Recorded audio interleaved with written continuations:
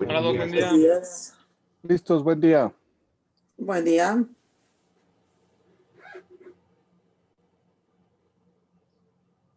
Hola, buenos días. ¿Qué tal? Buen día. Buen día. Me comentan, buenos días a todos, me comentan que el doctor Delgado está trabajando ya en urgencias, entonces no sé si, doctor García Pinto, usted, ¿empezamos, doc, o cómo ve? Yo creo que empezamos. Listo. Muy bien. Sí, son 7:05. Empezamos. Ok, correcto. Perfecto. Entonces, vamos a trabajar algo que no hemos profundizado y que tiene que ver con la comunicación. Y creo que es, si me permiten, desde mi perspectiva, es exactamente el reto de este 2021 para el Congreso. Eh, el taller es un taller sobre pensamiento digital. O sea, la idea que hemos ido construyendo de fondo es que si uno no cambia la mentalidad de lo que está usando, yendo a su esencia, no hay forma de una transformación. Y ese es el gran reto de los congresos y de este congreso en específico, de cómo hacer una construcción propia. Y eso tiene mucho que ver con la comunicación. Entonces, fíjense, la interacción aquí vienen una serie de conceptos que es importante que nos los vayamos apropiando como términos, y es la interacción. La interacción es entre personas, mientras la interactividad es entre el objeto, que es la computadora, y la persona. Entonces, la interacción solo ocurre con herramientas comunicacionales, y ustedes sí conocen y las están viviendo, una serie infinita de herramientas que son aplicaciones ahora, se convierten en aplicaciones, mediante las cuales se comunican. Esto es posible por la conectividad, que simplemente es la cualidad de conectar algún elemento con otro, cosa que no ocurría en un principio porque no había forma. Las computadoras eran realmente dispositivos aislados con su impresora y había que buscar otros mecanismos para conectarse. Bueno, una de las cosas que le dio potencia a la conectividad fue la parte inalámbrica. Es decir, cuando se dejan de usar los cables. No sé si a ustedes les tocó vivir la experiencia, pero cuando tanto con el fax como con los primeros envíos de correos, usábamos la misma línea telefónica. O sea, mientras yo mandaba un correo, la línea telefónica quedaba desconectada porque se ponía a disposición de los datos. A mí me tocó trabajar las primeras experiencias a distancia y los envíos se hacían a las 6 de la tarde después de que el personal salía, y podíamos quitar los teléfonos y empezar a enviar correo por correo, que se podía tardar minutos. Un correo de los que muy enviamos, si ni nos damos cuenta, podía tardarse minutos. Bueno, cuando ya viene el Internet como tal, lo que viene es una serie de conexiones, y por conectividad yo quiero que entiendan que también es el Wi-Fi, que es el Bluetooth, y que es todo lo que se conecta mediante lo que contratamos nosotros, que no siempre está montado en lo mismo. Por ejemplo, el servicio de Telmex está basado en fibra óptica, en la conexión a través de fibra óptica y satelital. En cambio, los servicios de cable, de televisión de cable, lo que hicieron fue reajustar su espacio para, a través de la mismo ancho de banda que mandan la señal de televisión, empezaron a mandar datos, y eso permitió la construcción de combos. Por eso tanto compañías telefónicas como compañías de televisión nos ven en el servicio de Internet, porque lograron mandarlo de N formas.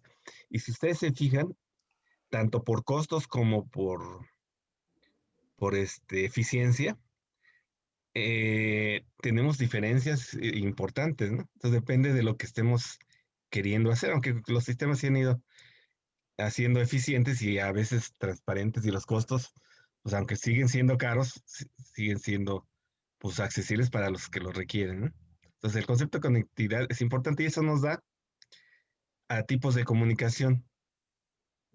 A veces no tenemos conciencia de que ocurren estos tres tipos de comunicaciones uno a uno, que podemos llamar bidireccional, es la posibilidad de ir y vuelta. Uno a muchos, que es unidireccional. Esto lo hacen ahora grupos comerciales en WhatsApp, por ejemplo, que nos mandan información de academias, de asociaciones, de escuelas, en las cuales yo no puedo contestar.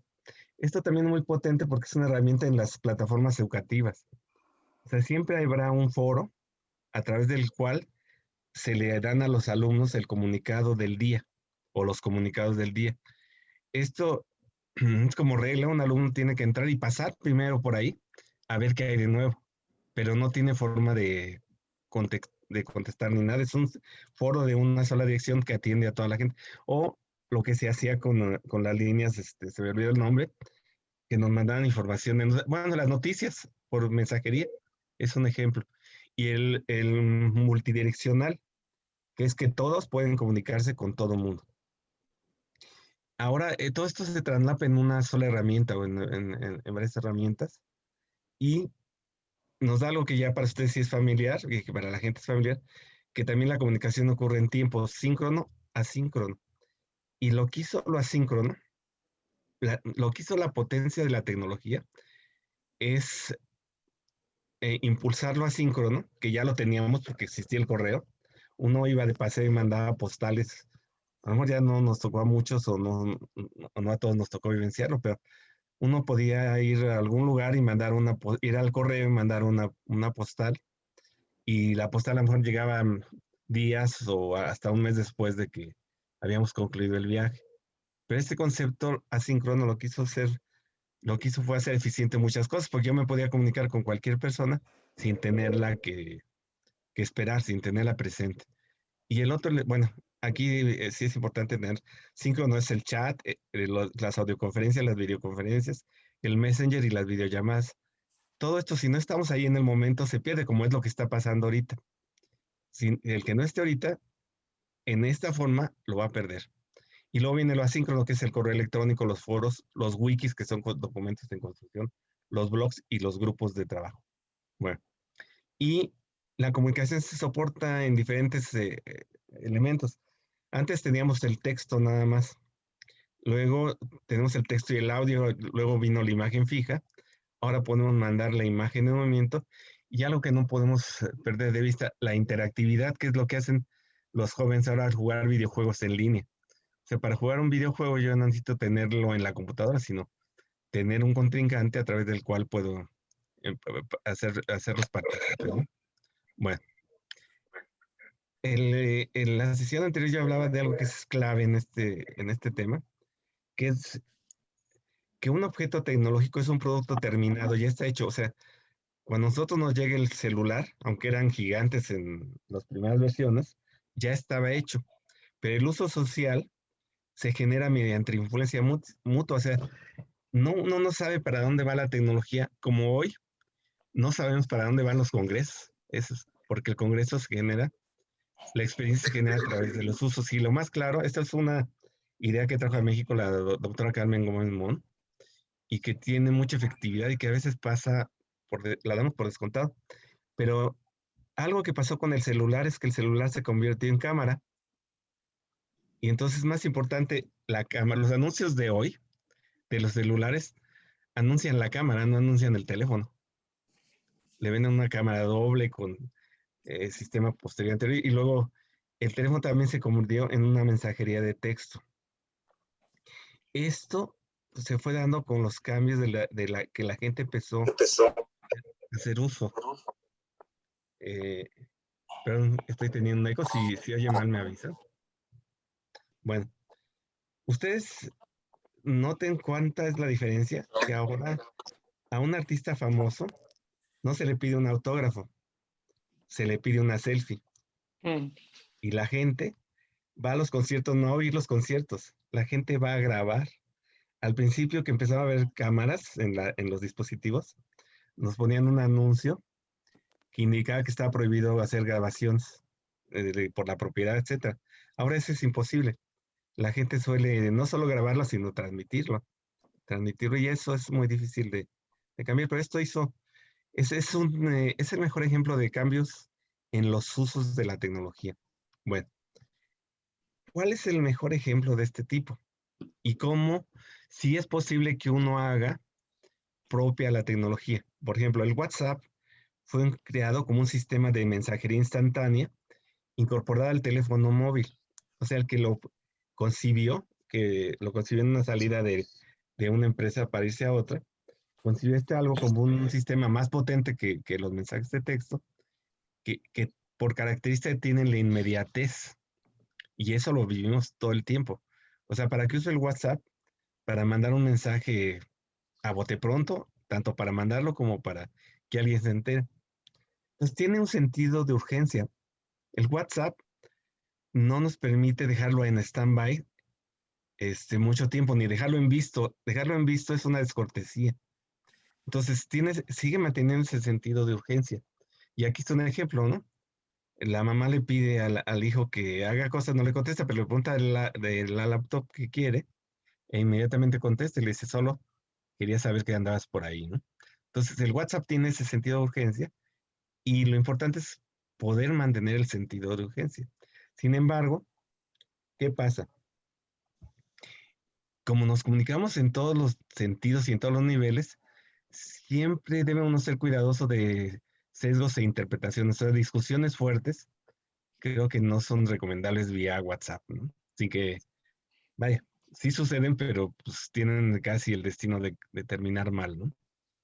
Y luego, es limitado para expresar emociones. El origen de los emoticones es ese, de como la herramienta requiere expresar muchas cosas, el emoticón tomó ahí un sentido imprevisto, de tal manera que todos esos iconitos se convierten en un lenguaje. Uno puede decir cosas sin poner una sola letra, ¿eh? Y sin embargo, bueno, sigue siendo limitado, ¿no?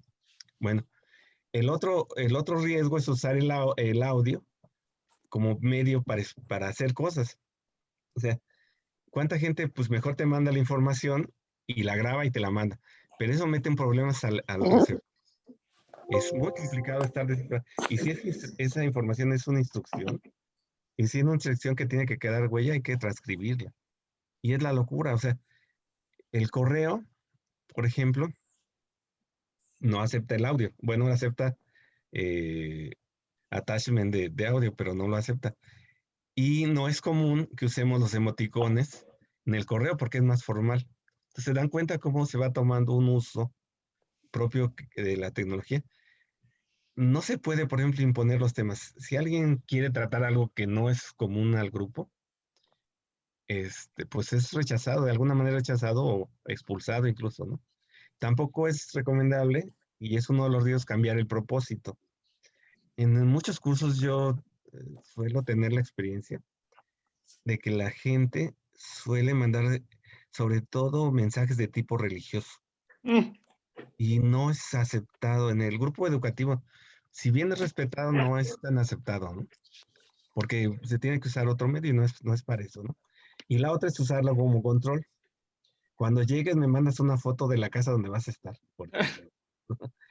Eso es como mucho con los jóvenes, pero en los empleos, si ustedes van temprano al súper, los empleados mandan la foto de cómo quedó ya frenteado el producto.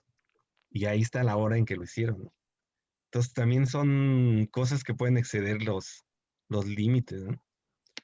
Ahora, los usos impuestos por el grupo, en este caso en el WhatsApp, uno puede salirse inmediatamente si el grupo no es de interés. Como nos incorporan a grupos y no nos avisan, pues salirse no es ya una descortesía. Salirse después, cuando ya el grupo está operando, sí en muchos casos merece una explicación, ¿no? Pero salirse de inmediato no. Acotar el tratamiento de asuntos personales. Ese es otro uso ya impuesto, como no, fíjense, no son reglas, les han llamado etiquetas o normas de etiqueta, porque son tratos de corresponsabilidad social, de respeto, ¿no? Evitar mensajes genéricos inapropiados, irrelevantes o de contenido viral, aunque abusamos a veces de eso, no siempre es recomendado para grupos de trabajo, por ejemplo, ¿no? Buscar también dar un tono positivo a los mensajes, al menos en el tratamiento social no es común dar noticias complicadas, etcétera, aunque el grupo puede estar adaptado a eso, ¿no? Y la otra regla es que pues si necesitas hacer una llamada, hazla, ¿no? No te quedes en el WhatsApp, porque no te vas a entender. El ejemplo más complicado y que no se puede resolver, y cómo nos metemos en esas anduras, son los grupos escolares que ustedes, si tienen hijos, los han de vivir. Los grupos del colegio, los grupos de padres del colegio, o los grupos de los condóminos, donde lo informativo trasciende a lo personal, trasciende a lo momentáneo, etcétera, y se vuelve incluso este tipo de sistemas se vuelven irrelevantes, aparte de, bueno, el aspecto legal.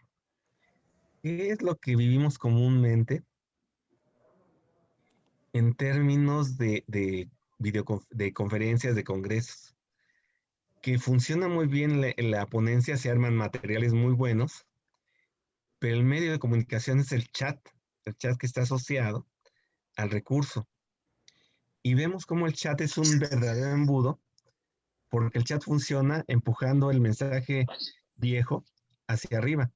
O sea, cada que llega un mensaje nuevo, se van subiendo, de tal manera que llega un momento que es imposible ya leerlo todo. Y si el tema es de interés, pues la gente tiende a hacer preguntas, hacer comentarios, etcétera. ¿Qué quiere decir con esto? Que si bien el WhatsApp ha tenido sus salidas claras y las vivimos, y tiene sus barreras y las vivimos también, en términos de los procesos educativos, esto no ocurre igual, o en los procesos de congreso, porque empiezan a cruzarse las herramientas y no acaban de ser las adecuadas, o no acaban de diseñarse los sistemas para los momentos adecuados. Esta es una idea muy potente, ¿eh? Porque la conferencia puede ser excelente y el cierre no. Y siempre se queda uno con las ganas de, no me contestó, ¿verdad? Pero hubiera sido bueno que le dijera a todos tal cosa, etcétera, ¿no? Bueno, esto lo conecto ahora con el Congreso virtual. Siempre, vamos a ver, alguien que sabe, que en una escuela se le llama profesor o educando, o como quieran, y alguien que esté interesado por saber lo que conoce el que sabe, que son, en el caso del Congreso, los participantes. Y todo está centrado en el conocimiento. Es un triángulo que le llaman el triángulo de la interactividad, que se usa para muchas cosas. Bueno, sobre este triángulo yo monté las dos cosas que considero que son que fueron muy potentes en el Congreso anterior, que fue Ortonet, que Ortonet es hasta como una marca. Si ustedes logran identificar la dimensión que tiene esto, es una marca. No solo por la estructura, sino por la forma.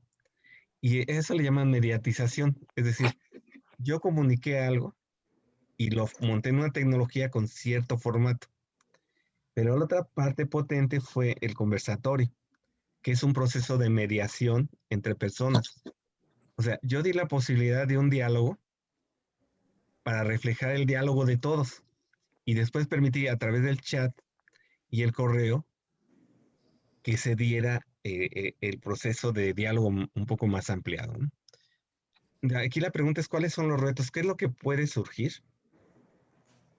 que nos puede hacer potente un congreso virtual? Bueno, en la presentación que nos hizo el doctor Delgado la semana pasada, él habla de nuevos elementos en el congreso, que son, enumero los que exactamente indicó: talleres, carteles electrónicos, discusión en vivo, trabajos libres y presentaciones electrónicas. Y la pregunta es, ¿cómo son?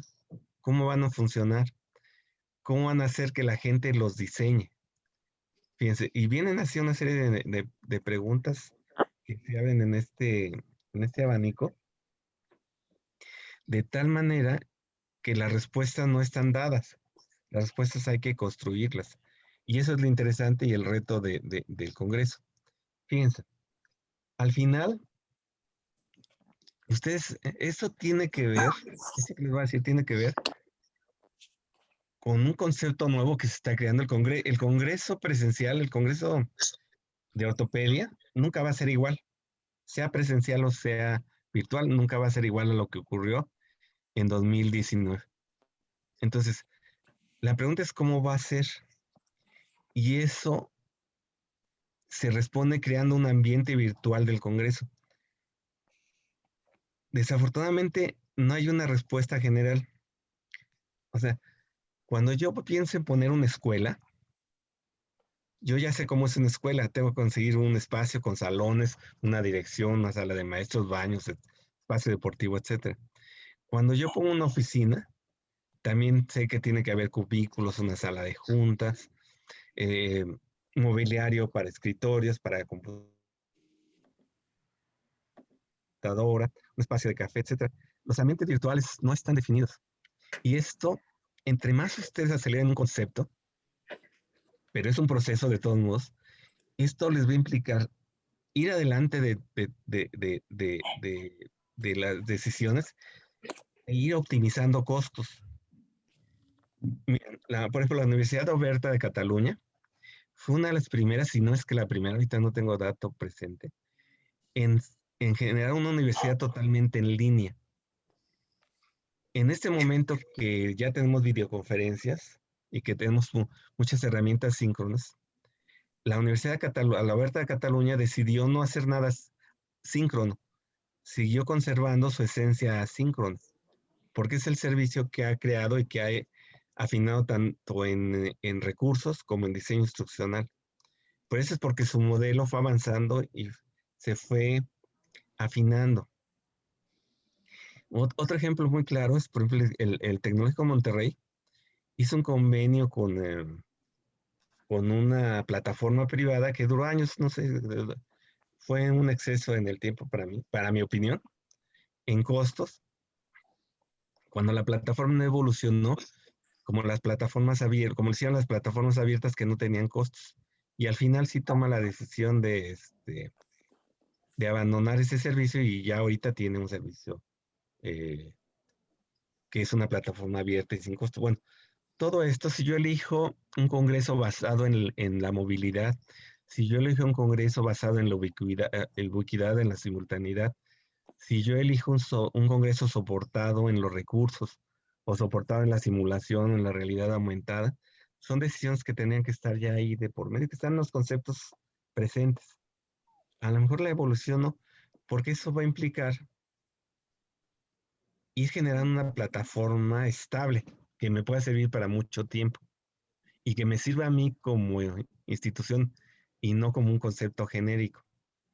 Les doy otro ejemplo que se me mete a la mente, que son las escuelas de idiomas, las escuelas de segundo idioma sobre todo, que son plataformas que se fueron creando con el tiempo como sistemas de inmersión, o sea, no es un sistema, la enseñanza, por ejemplo, en inglés ya no es una enseñanza como la que hizo Interlingua, y que sigue siendo interlingua basada en la redacción y en la ortografía, aunque ya ha ido cambiando, no es así, está basada en la comunicación hablada. Entonces, el video y el sistema de computación sensor de voz, para que a mí me permita hacer diálogos y me permita que la máquina sea la que me corrija, es un sistema que los llevó a crear algo que es diferente. El aprendizaje del idioma ahora es diferente, porque yo puedo escuchar grabado la pronunciación de personas de diferente nacionalidad. Yo puedo escuchar a un japonés hablando el inglés y empezar a entrenar mi oído para escuchar esa pronunciación. Yo puedo practicar el spelling, la pronunciación, a través de la máquina. Y abren espacios donde ustedes ven los anuncios, me llevan a tener contacto con el profesor nativo, con el que realmente le hable el inglés de Inglaterra o el que hable el inglés de Estados Unidos, el que me interese hablar. Y por ejemplo, en la enseñanza de adultos, los temas dejaron de ser extraños para convertirse en cotidianos, o sea, en relaciones de pareja, en transporte, etcétera. Yo me acuerdo mucho cuando estudié inglés en la carrera, yo me salí cuando una lección hablaba de los fiordos. La verdad no me salí porque me costara o no el inglés. Nunca entendí que era un fiordo, nunca investigué. Pero el fiordo es una especie de sistema ecológico vertical existe en Noruega, en los acantilados en los grandes acantilados que dan al mar, que son paredes enormes donde hay toda una fauna y una flora. Eso ya está resolviendo. Esto tiene que llegar a algo así con el paso del tiempo, y yo me refiero a que entre más rápido se haga, mejor, porque hay condiciones y hay recursos. Bueno, rescato esta lámina que vimos la sesión anterior y les destaco, el camino de la formación de un médico no es la escuela, es la práctica clínica. O sea, es de las pocas carreras, arquitectura puede ser otra, no tan cercana, la informática tiene otro matiz. Pero yo estudio rápido todo lo que es la fisiología, la anatomía, ciertas técnicas médicas, etcétera, y me voy a hospitales. En los hospitales ocurre la enseñanza, tanto que hay academias de enseñanza, pero ya no ocurre igual que en la escuela, ocurre en una forma de acompañamiento, donde yo veo casos y voy aprendiendo a través de casos. Y no es que aprenda de los casos fáciles, aprendo de los casos difíciles, además aprendo de los casos que ocurren. O sea, yo creo que un lunes no es el mismo paciente que el del martes o que el que llegue el miércoles. Y esta experiencia se catapulta muy rápido, como ocurre ahora con el coronavirus, en experiencias y en prácticas que generan el expertise de un médico. Entonces, fíjense, el puente, esa es una perspectiva que yo les propongo. Bueno, no les propongo, es la forma en como yo entiendo que ocurre lo que ustedes hacen. El puente para la actualización del médico no es una forma de software humano para compartir el conocimiento. O sea, ustedes enseñan a otro, ustedes en la práctica médica, mediante demostraciones, simulaciones, socializando el conocimiento. O sea, después de las visitas médicas se reúnen en un salón y comentan, socializan la idea. La socialización de las ideas no es algo nuevo. Eso ocurría siglos atrás. El ejemplo ahora es de los marineros, pero todo el mundo aprende a través de los artesanos, por ejemplo. El artesano no iba, piensen en los artesanos de la época de la colonia, no iba a una escuela. El hijo de la familia se iba con el herrero a aprender herrería y aprendí ahí, desde empezar a mover los fierros, calentar el horno, etcétera, no sé, y aprendía mediante la práctica. Y hoy se aprende a través de la conversación y se aprende a través de narrar. Por ejemplo, la publicidad y muchas de las cosas está basada en narraciones. Se ha descubierto que el cerebro ancla más todo tipo de información cuando se cuentan, cuando hay una historia de por medio de una metáfora y están ocurriendo no solo el hecho, sino lo que hay alrededor, lo apasionante de la práctica. Por ejemplo, el juego. Muchas de las técnicas pues ya están grabadas y las tenemos ahí con los mejores ponentes, que son los deportistas de primera clase, ¿no? Bueno, entonces aquí tengo la pregunta, ¿cómo le hago para que el Congreso nos aporte y nos dé esa parte práctica y esa parte vivencial? Bueno, aquí hay 3 frases. Esta es una autora, Sherry Turkle, es una autora que empezó a investigar, es una antropóloga.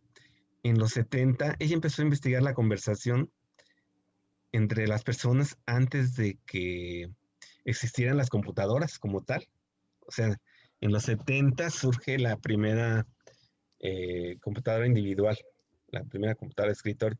Ella ya estaba haciendo investigación, pero investigación sobre la conversación y sigue haciéndola cuando entran las computadoras. Y entonces algo que marca que rescaté aquí 3 frases y rescaté el libro, porque el libro es un ladrillo, pero es muy interesante leerlo. Y nos dice, el aprendizaje no es potente si tiene lugar en un marco de relación. O sea, si bien hay mucha gente autodidáctica que ha aprendido a través de los libros, Juan José Arreola es uno de los ejemplos, que hizo realmente literatura a partir de él solo. Se aprende en un marco de relación, o sea, siempre las computadoras no van a acabar de resolver totalmente el aprendizaje humano, pues siempre está dentro de un marco en relación con otras personas, que ese es lo potente. Bueno, el otro punto que marca ella es que ninguna información debe separarse de debatirla y cuestionarla en directo. Y aquí yo les planteo el gran reto del Congreso, porque tenemos, en el Congreso al menos 2020 tuvimos ponentes extraordinarios, con los cuales no hubo la oportunidad de dialogar. No digo que en los presenciales ocurriera el diálogo, ¿eh? Lo que ocurre en los presenciales es que ocurre el diálogo que le llaman de pasillo. O sea, a veces lo más valioso no está en los salones, está en los pasillos, en la plática, en la charla de café, en la copa que se toma después de los eventos, porque ahí es donde está la verdadera comunicación cara a cara, ¿no? Entonces, ninguna información debe separarse de debatirla y cuestionarla en directo. Esa fase es importante para el cierre de la comunicación. Y el tercer punto es, ¿importa más la pregunta cuando sabes de quién es? Una pregunta que no viene de una persona es más que media pregunta. ¿Qué es lo que ocurre en los diálogos? Es tan rápido lo que ocurre y tampoco el tiempo que nos queda, que nos quedamos con la pregunta, pero ya no sabemos quién la hizo y por qué la hizo, ¿no? Bueno, ese sería el planteamiento. Yo aquí abriré el tiempo que nos resta para comentarios. Si gustan, Sí, yo tengo un comentario. Buenos días a todos. ¿qué tal? Buenos días. Yo creo que tocas una cosa muy interesante que justo yo me quedé pensando y por ahí la dijiste, que la comunicación, o sea, con todo esto que hemos avanzado y eso, yo no sé qué tan efectiva, o sea, a pesar de que tenemos miles de maneras de comunicarnos, yo no sé si la efectividad ha mejorado o ha empeorado, porque pues tanto el WhatsApp, las videollamadas, todo eso, yo siento que nos comunicamos menos, justo por lo que plantea el libro me llama mucho la atención porque yo siento que la comunicación ha empeorado, curiosamente. Y es bien interesante porque tener mucho cuidado con eso, porque creo que hasta los medios nos pueden demandar por WhatsApp, ¿no? Entonces hay Sí. que tener mucho cuidado con en este intento de la inmediatez, ¿no? Que ya pues, vivimos todos. Sí me llama mucho la atención eso. No sé si la comunicación es más efectiva o ha empeorado. Está cambiando y estamos en un momento de un cambio de paradigma Ujú. que no podemos saber hacia dónde vamos. Por ejemplo, para mí uno de los retos primarios es que Internet es abundancia. ¿Quién está en el hospital? Entonces, si yo entro a un curso y no tengo abundancia de información, me Rollo parece de- aburrido. Sí. La pregunta es, ahora, ¿de veras me sirve todo lo que está ahí? No sé. O sea, si ustedes se hacen cuenta de los videos que se generaron, no creo que haya habido una sola persona que los pueda aprovechar todos ni que los necesite todos. Entonces sí nos lleva a un cambio que es no quisiera aquí adelantar, pues lo que vamos a hablar la siguiente sesión, que ya es la segmentación por usuarios. Y aquí cambia también el tomar en cuenta el interés del otro. Si yo no atiendo al interés del otro, me pierdo. Y cada vez es más importante el otro. Curiosamente, como nosotros somos emisores y lo hacemos tan fácil, cada vez nos interesa menos el otro, porque lo que me interesa es dirigir mi mensaje. Pero no estamos llegando a una época que es totalmente el usuario el que lleva la batuta. Es el usuario el que lleva la batuta. O sea, eso ha cambiado, por ejemplo, antes o sea, un congreso presencial era, bueno, pues son tales días y en tal horario está el doctor Encalada, en otro horario está el doctor Negrete, y ahora con todo esto digital, pues ya el usuario es el que decide cuándo, ¿no? O sea, está ¿Sí? como el menú de opciones, y yo creo que mucho en el tema de la publicidad y eso, pues ya es totalmente usuario dependiente, ¿no? ¿Sí? Pero Pero yo además, creo que hay una adelante. cosa importante. Sí. Ahorita nos estamos a fuerzas teniendo que adaptar a un cambio forzoso, porque si no te cambias, pues vas a A morir. decaer o morir. Ujú. Pero aquí lo importante es que todas estas grabaciones están ahí. ¿Y cuándo las vas a usar? El día que necesites, tengas un caso, problema, ¿Qué haces? Pues acudes con el experto o vas a la grabación que recuerdas haber visto en un X lugar y vas a buscar las opciones de manejo cuando no eres alguien que trata algo similar. Y eso yo creo que es una gran ventaja con lo que tenemos ahorita, tener esa grabación disponible en cualquier momento. Sí, aquí, doctor Velázquez, se conecta muy bien con lo que dice el doctor Alejandro. Ahora, yo como usuario soy el que demando el servicio. Exacto. Sí cambia, el paradigma sí cambia, porque de ser centrado en el ponente, se va a centrar en el usuario, en el receptor. Entonces, aquí tocan algo que es muy importante. El Congreso trasciende, porque ese material debe quedar disponible más allá del Congreso, para que sirva. Y tiene una temporalidad. Pero sí, volviendo a la idea del doctor Alejandro, sí, la comunicación pierde calidad, sí pierde calidad, pero abre opciones, sí abre opciones.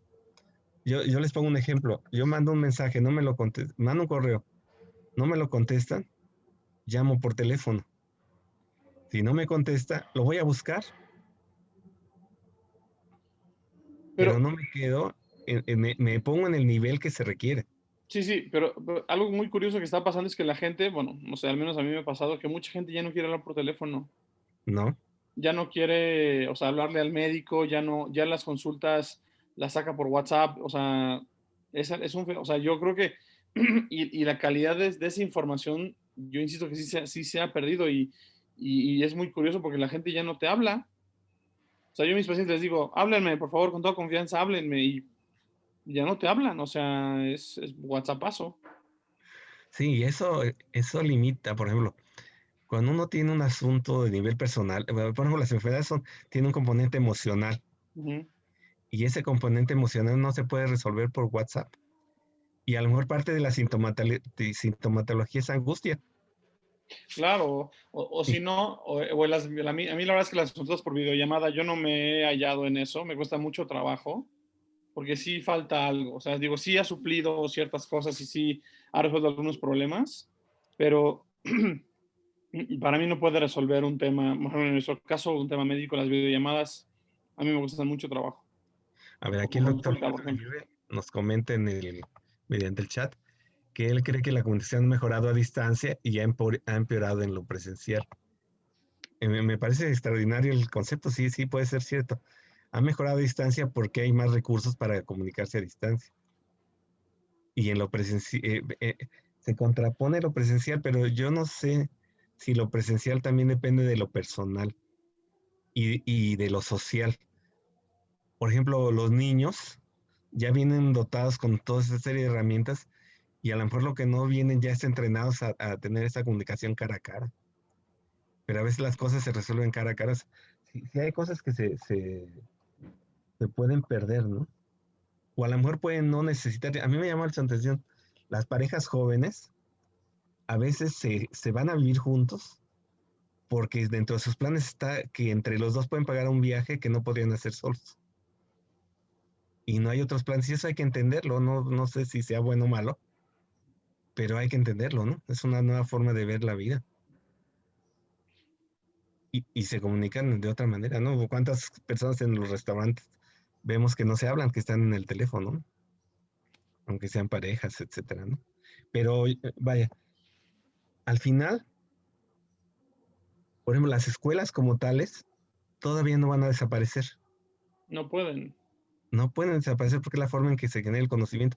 Entonces, lo que están haciendo es transformándose y los congresos siguen ese camino. ¿Cuál es y el concepto no es cómo meto cosas, sino cuál es el ambiente que yo quiero, a quién tengo del otro lado y qué quiero darle, qué le puedo dar yo como colegio, que no le da la escuela. Por ejemplo, a mí me pareció extraordinario tenerme en cualquiera de los conversatorios por la forma en que eligieron comunicar, ¿eh? Pero ahí yo les digo detenerme a verlo, ¿no? Rubén, buenos Además, días. adelante, adelante. Mira, es interesante lo que nos señalas, pero yo quisiera que puntualizáramos en algunos detalles. Veo que te ha gustado mucho el concepto de Ortonet y de los conversatorios. Sin embargo, yo lo que he visto basado en lo que nos has platicado, es que este primer congreso digital que tuvimos, utilizamos una plataforma privada dirigida por gente que no tenía experiencia y por supuesto lo que dices fue un exceso. Gastamos mucho en una plataforma privada que creo que no funcionó. ¿Por qué no funcionó? Porque no se ha establecido la comunicación. Estábamos todavía más alejados del auditorio de lo que estamos en un congreso presencial. Normalmente los congresos presenciales, conforme se alejan termina el congreso, la asistencia es menor y la convivencia es menor. En este caso, en nuestro congreso digital, pues nunca hubo una asistencia que dijeras inmensa en los conversatorios, que se desarrollaran grandes pláticas entre el auditorio y el ponente.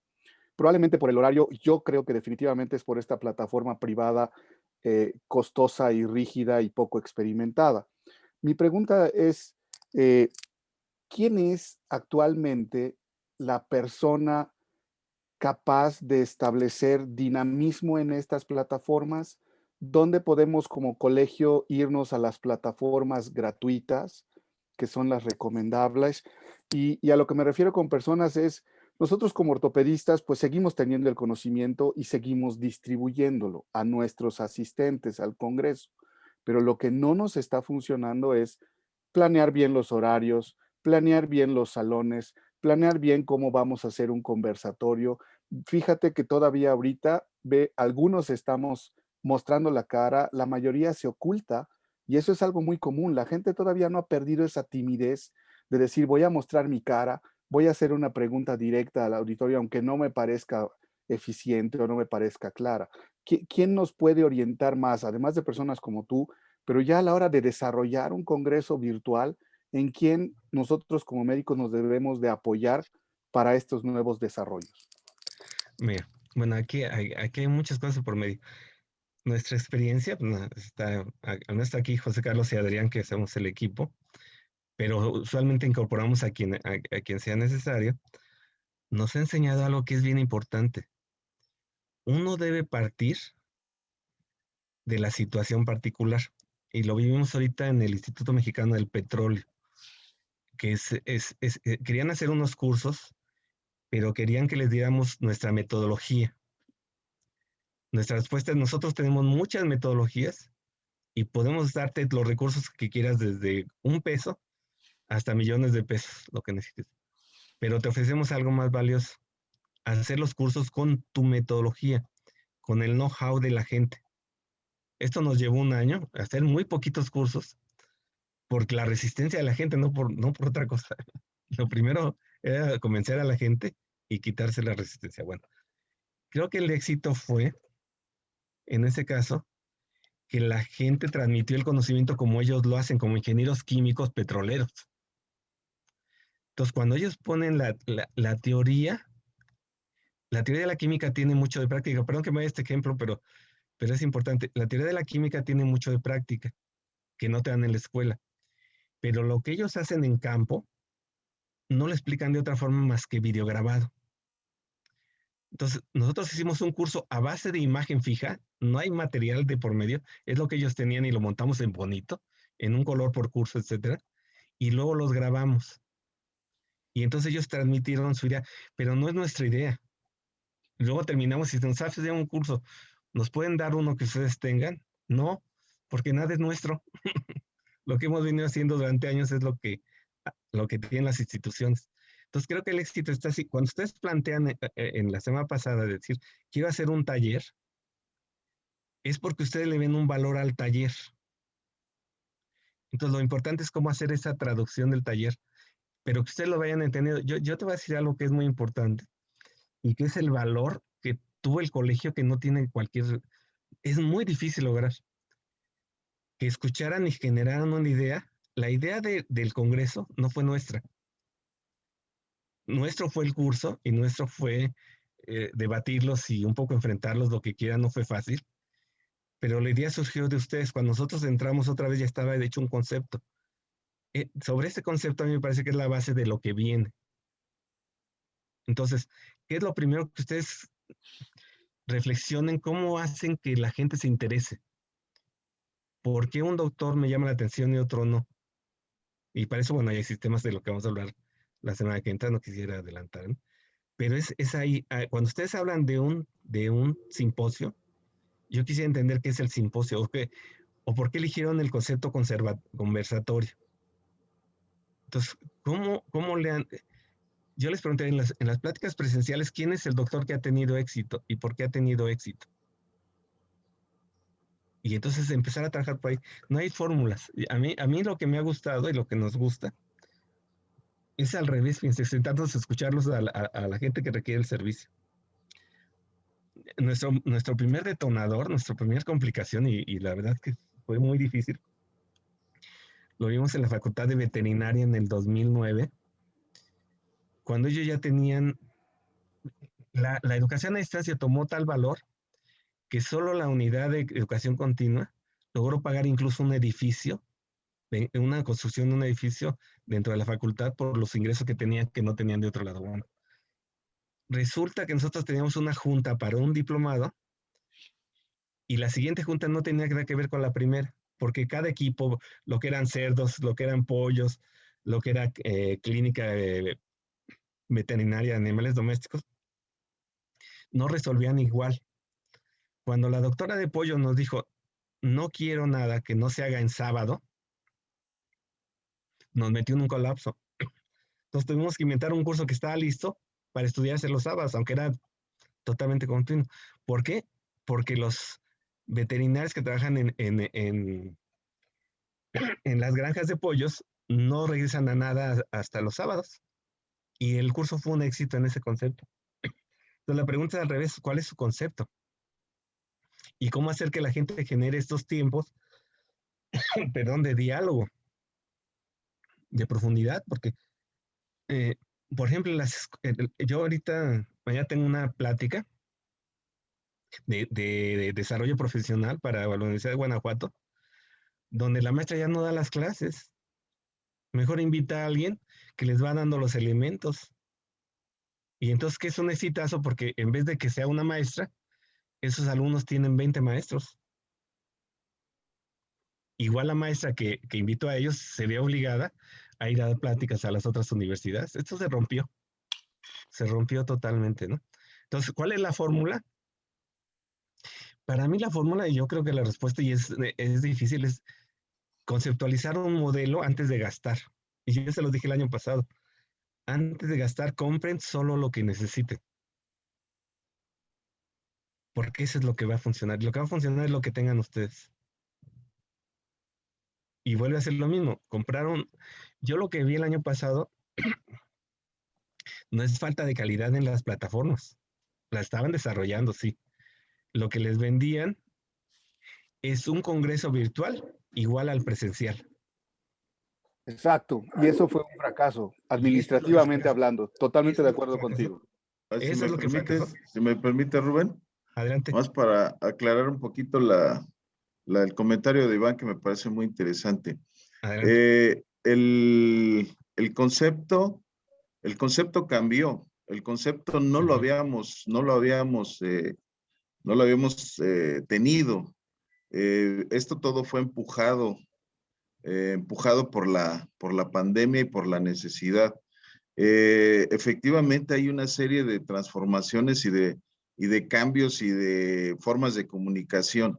Siempre en un congreso queremos y proyectamos transmitir conocimientos, transmitir experiencia. Lo de las plataformas, efectivamente había plataformas carísimas que nos planteaban costos muy, muy elevados. Sin embargo, como bien dices, pues no había una plataforma que nos dijera o nos mostrara, porque ya lo habíamos explorado incluso antes de planear llevar a cabo este primer congreso, que yo digo que fue bastante experimental en el sentido de los cambios de los conceptos. Y pues desafortunadamente todavía en este momento no estamos en condiciones de regresar completamente a lo presencial. Por eso es que este año hemos mantenido la idea y haciendo precisamente este tipo de trabajo, de taller, tiene este objetivo precisamente de escuchar las ideas y ver de qué manera podemos optimizar y mejorar lo que ya hicimos, lo que podamos hacer y lo que viene en el futuro, porque viene yo estoy completamente convencido de que viene una transformación en lo que serían los conceptos, la manera de estructurar los cursos, los seminarios, los talleres, las áreas, todo lo que sea práctica, demostración, y yo creo que todos estamos aquí por lo mismo, porque queremos seguir esta actividad de ver qué podemos hacer y cómo lo podemos hacer mejor. Y yo creo que esta es la idea del taller. Efectivamente, Iván, no fue la mejor plataforma, pero era quizás lo único que teníamos a la mano para hacerlo. Y actualmente, pues también estamos buscando la mejor manera. Sin embargo, pues todavía no hay alguien que nos ofrezca lo que necesitamos realmente. Fíjense que en el 2010 trabajamos con la editorial Alfa Omega, que es una editorial prestigiada, es de un colombiano que ya murió. Y la decisión de él en el 2010 fue recorrer el camino de la tecnología. Se empezó a hacer cosas que se hacían en los 80s, 90s, 2000, o sea, gastó un dineral por era necesario recorrer ese camino para él. Y ustedes no lo hicieron así, ¿eh? El brinco que dieron fue un brinco cuántico. Y entonces sí fue una mezcla entre oportunidad y apertura, etcétera, ¿no? Ahorita el reto es cómo hacer el brinco, incluso no sé si el mismo proveedor, otro proveedor pueda dar ese brinco con ustedes. Pero el chiste es dar el brinco y encontrarla. Para mí el reto es encontrar las formas en que ustedes comunican efectivamente. O sea, el conocimiento en arquitectura, el conocimiento en informática se transmite de una manera muy particular y ustedes lo hacen igual, de una manera muy particular. ¿Cómo hacerle para que esto sea efectivo? Y ahí están puestos los nombres, o sea, no se quedaron tranquilos con que sea igualito, ya están poniendo otro tipo de actividades. ¿Cómo las construimos? ¿Cómo mejoramos el conversatorio? Y ahorita el mismo doctor Encalada nos decía, ¿dónde hay más gente que nos diga cosas, no? A mí me tocó coordinar una conferencia de los pioneros de educación a distancia y mi único comentario al final fue decir cuántos fracasos, Sí. porque habían vivido todo lo que se podía haber hecho mal y es la gente más prestigiada en el mundo sobre hacer congresos, o sea, y lo que contaban es todo lo que no salió, ¿no? Pues bueno, yo estoy dispuesto a seguirme equivocando un rato. Sí, eso es lo correcto. Y seguir captando ideas y captando retos, ¿no? Sí. Sí, para nosotros la parte más frustrante como consultores es es que es doble. La tecnología ya está aceptada. O sea, a nadie hay que convencer de que la tecnología sirve para algo. Es la resistencia a cambiar. El reto más grande es la resistencia a cambiar. No, Entonces, definitivamente lo social ya vimos que está siendo un punto también de movimiento en un sentido y en otro, porque nos hace mucha falta, ¿no? O sea, lo necesitamos, definitivamente. Hay una serie de oportunidades. Los estudios de mama, para el cáncer de mama, eh, eh, no sé si sean buenos, yo no podía calificarlos, pero hay una asociación que le llama Segunda Oportunidad, algo así, que recibe los estudios es una sesión de especialistas en interpretación de esos estudios. Entonces los recibe con un costo mínimo porque todavía no se financian y hace una segunda opinión, creo que se llama segunda opinión. Y son cosas que van creciendo y van desarrollándose, ¿no? Entonces, creo que aquí está abierto, creo que el reto es ese. Y creo que el soporte tecnológico que tiene los videos es un buen avance. Y yo les quisiera comunicar que el siguiente reto es mejorar, es el reto 2021, es mejorar la comunicación. buscarla esa manera, ¿no? Si yo les preguntara, ¿cómo es un ambiente de congreso presencial? ¿Me lo pueden platicar? ¿Cómo lo han vivido y cómo les gusta? Yo les haría la misma pregunta.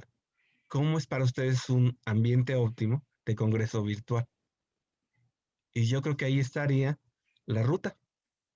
Y se van a ahorrar 5 años de gastar. Porque ustedes ya, pues yo quiero esto así, así, así, etcétera, ¿no? A mí, por ejemplo, yo me quedé con muchas ganas de ligar la parte de cancerología, creo que le llaman, con la pediatría.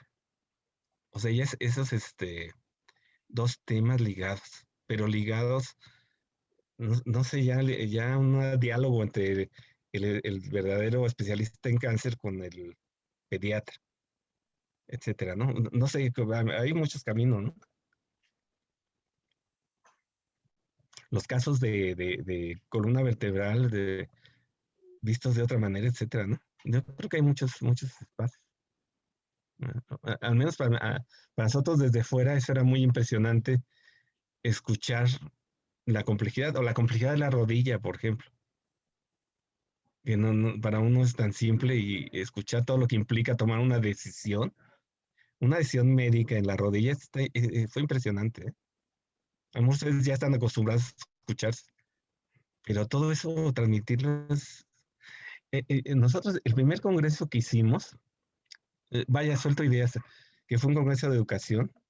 El congreso se alimentó por los investigadores y por los alumnos de pedagogía de la Universidad de Jalapa. Y eso provocó una cosa terrible, porque los alumnos tenían su clase, iban y preguntaban lo que veían, y los investigadores contestaban en la noche. Y era desquiciante ver cómo las preguntas de los alumnos les cambiaban la idea a los investigadores, ¿eh? Bueno, había quien hasta se enojó, pero las preguntas eran muy buenas. Ese tipo de cambio, ¿no? Para nosotros el reto más fuerte ha sido afinar la vista en el destinatario, en el usuario. Yo creo que yo considero que el reto también es generar nuevas formas Ujú. de transmitir la experiencia que tiene cada uno de los profesores. Quizás estábamos ya muy hechos al formato tradicional, presencial, y yo creo que estas nos permite también jugar con nuevas o experimentar con nuevas formas de explorar esos conocimientos y transmitirlos pues a otros médicos. Entonces, yo creo que ese es el reto. Es el Yo reto ahí para todos nosotros. haría una precisión en lo que dice el doctor Net. Es permitirse jugar, Ujú, ¿sí? Darse el permiso de explorar ujú. y saber que algunas cosas van a funcionar más o menos. A mí me parece clave, y eso lo transmitimos con todo el mundo, siempre tener presente el factor de la tecnología y los costos. Este es un pastel donde yo, como especialista, no tengo por qué saber más allá de la tecnología que lo necesario, pero necesito que el tecnólogo me haga lo que yo necesito de la mejor manera. Yo no podría ser capaz de hacer un dibujo de la calidad que lo hace un diseñador gráfico. Entonces lo necesito a él para poder transmitir mis ideas de la mejor manera. Entonces el otro reto es el pastel, hacer un pastel nuevo, ¿no? Pues ahí No sé está, ahí está. por tiempo cómo estaba, si gusta, Son doctor, las 8. hacer un Son las cierre. 8, son las 8, Rubén, y yo creo que Sí. todos nos levantamos temprano. No sé, yo quiero agradecerles el hecho de participar en este taller, y pues bienvenidas todas las ideas, los comentarios. De verdad que estamos tratando de construir una nueva forma de hacer las cosas, ¿no? Y yo tengo también la esperanza de que en el 2022 tengamos ya el contacto social y también algo de lo presencial, pero definitivamente creo que vamos a seguir buscando estas alternativas y estas formas de transmitir la experiencia, el conocimiento. Y realmente el colegio creo que tenemos gente muy valiosa, tenemos expertos y tenemos profesores de súper nivel, pero tenemos que también seguir buscando y preparándonos para estas nuevas modalidades y transmitirlo así a la gente que involucramos en el Congreso, hacerles claro el proceso de cómo se está haciendo, precisamente para facilitar, debemos ser facilitadores. Y pues estamos buscando también la forma de que sea, no que sea lo más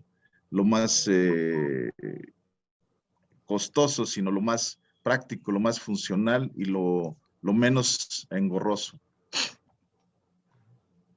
Muy bien. Pues si gustan, aquí cortamos y les agradecemos la atención. Hoy abrimos para esta parte de la comunicación un foro. Les pedimos que estén atentos a las indicaciones y a participar para analizar un poquito lo que es la comunicación. ¿Y hay información ahí? Al rato la abrimos, siempre la abrimos en el transcurso del día. Ok, quedaría una sesión, ¿no, Rubén? ¿El próximo lunes? No, es el próximo viernes. ¿Viernes? Sí, porque ya el lunes es Semana Santa. Cierto. El próximo viernes y vamos a hablar precisamente de toda esta segmentación de participantes y todo lo que implica saber quién está del otro lado. Sí, y les insistimos, por favor, en ir armando sus programas para que podamos, el doctor Delgado pueda hacer la planeación, por favor. Muy bien. Muchas gracias y buenos días. Gracias Buenos días por a todos. todos. Saludos. Buenos días a todos. Hasta luego, buenos días. Hasta luego, buenos días. Hasta luego, buen día.